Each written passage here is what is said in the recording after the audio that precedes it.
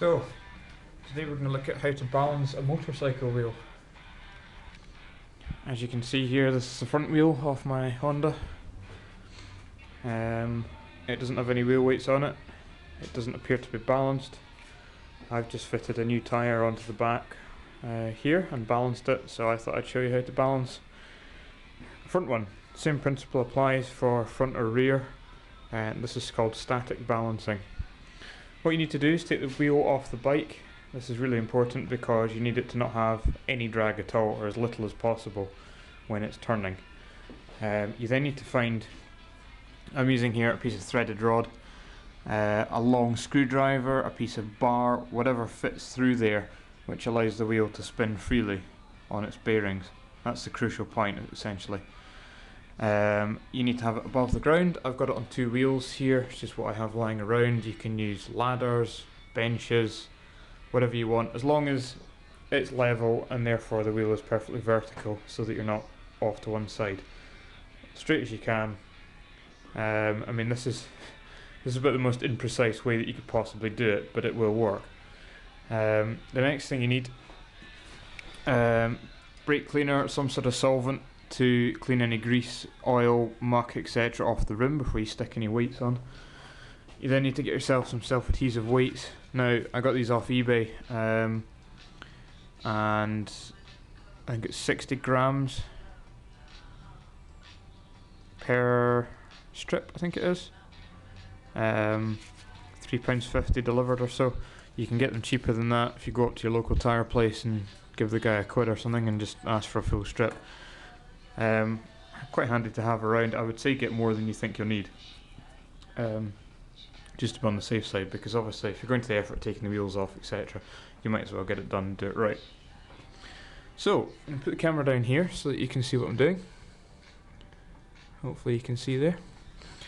So, essentially what we've done is, you'll notice the wheel is moving backwards and forwards here, and essentially the heaviest point will come to the bottom. Generally it will come to where the valve is, because the slightly thicker tube, and then you've got the weight of the valve itself.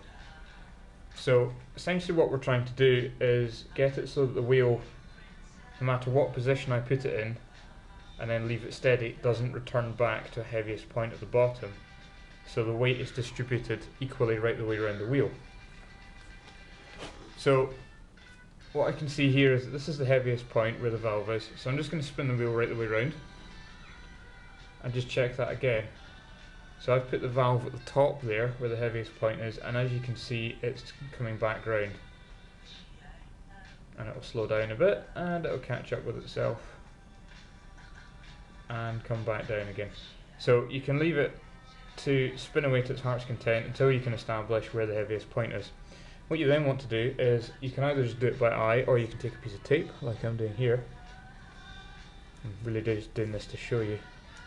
Take a piece of tape or a piece of chalk or whatever you want and mark the highest point on the tyre.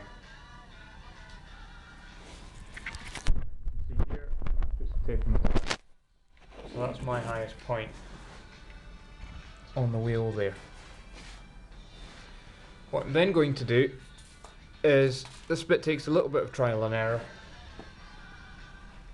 Essentially what you're wanting to do is start to add some weight. Sorry, forgot a crucial stage there. Take some brake cleaner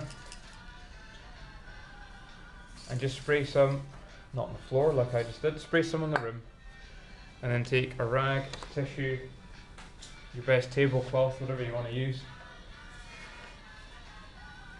and just clean off any of the grease and gunk that's on the surface of your rim there. Now that dries quite quickly.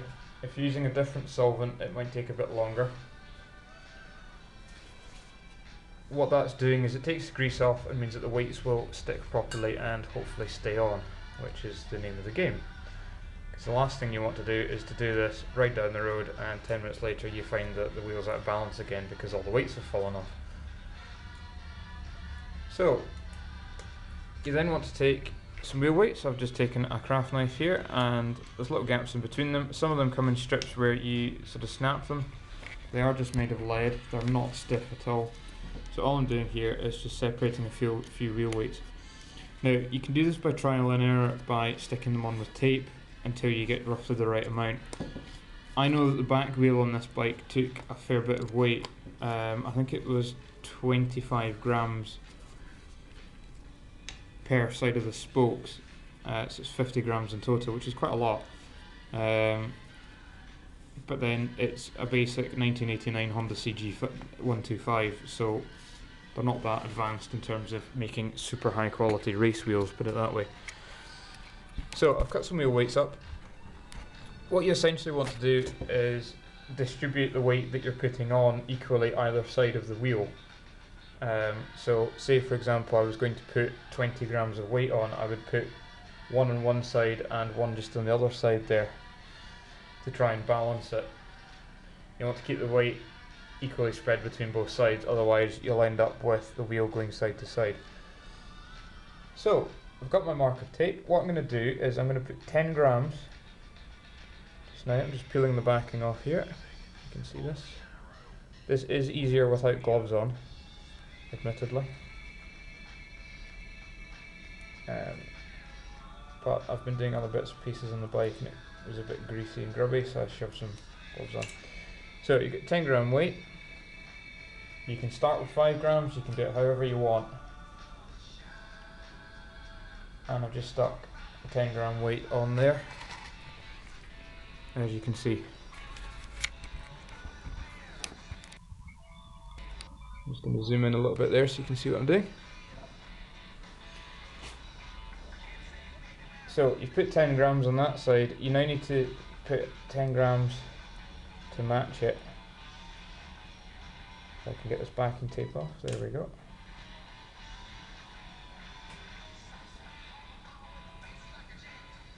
So we've now got 20 grams on the wheel. And as you can see, when I let go, we're going to have to add more, because that's the valve coming down. I'll just let it settle and you can see what it's doing.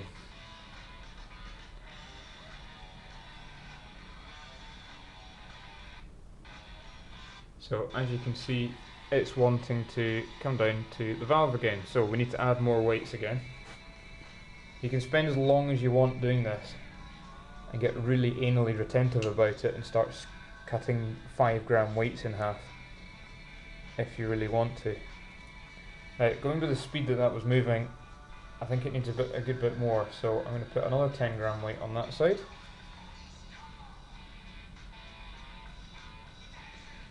And another one to match it on the other side of the room.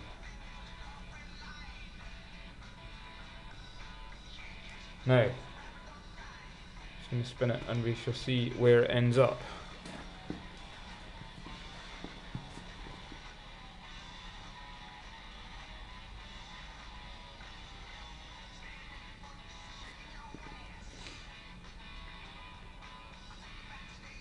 So you can see the wheels spinning quite the thing now. It's coming to a slow, so let's see where it bottoms out at.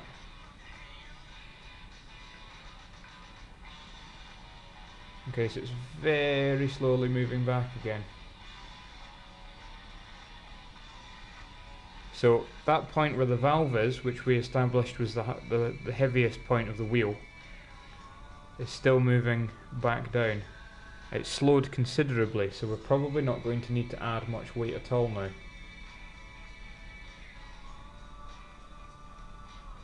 So as you can see, that's the valve there. It'll probably return to the bottom here and it will settle again. Let's see.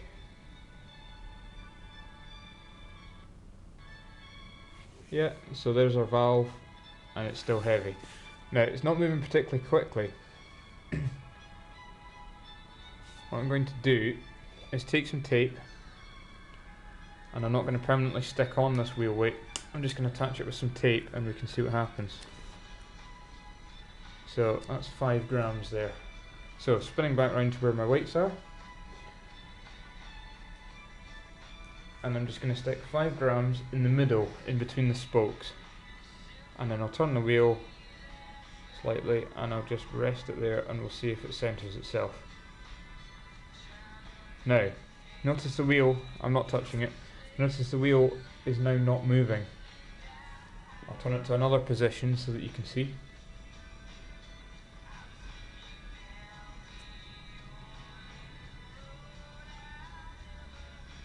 Okay, it's moving down very slowly. And now it's stopped. So, essentially the wheel is now balanced, but we've got this 5 gram weight stuck on with tape, so I'm just going to remove that. And what I'm going to do, now ideally if I had 2.5 gram weight, I would go ahead and put 2.5 on each side, but I don't, so I'm just going to put the 5 in the middle between the spokes there, just in there, and it will be absolutely fine.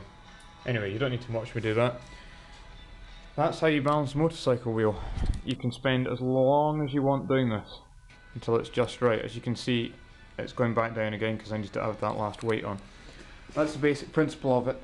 Now, although it doesn't look pretty, as you can see here, you'll find that the bike is a lot smoother, especially at higher speeds. You'll not notice it so much up to sort of 30-40 miles an hour. Anything above about 50, you'll notice it.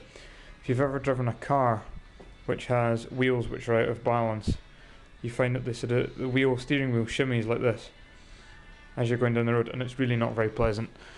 It's not good for tyre wear, it's not good for wearing bushings out, components etc. on a car. Now a bike, it's just not very fun to ride if the whole bike is shimmying side to side and vibrating needlessly.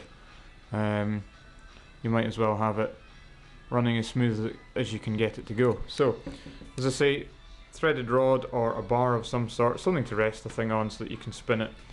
Another good way of doing this is if you've got a paddock stand, you can use a paddock stand to hold up either side. If you've got your axle and a paddock stand and some bits of wood or whatever you want to do, just as long as the wheel can move freely between 2 points and it's supported properly on each bearing, that's the way to do it. Well, you've got your wheel off like this, if you've got an old school drum brake like I have, you can check the condition of the shoes and the drum itself. You can also give your bearings a good check as well and do your usual tyre checks.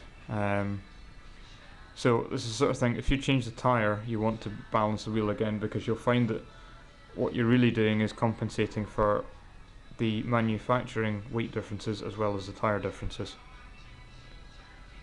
So that's how you do it. It's not difficult, you can do it yourself. Once you've got the wheel off and you've got some wheel weights, you've got all the bits and pieces together, 3 or 4 minute job if that. So thank you for watching, cheers.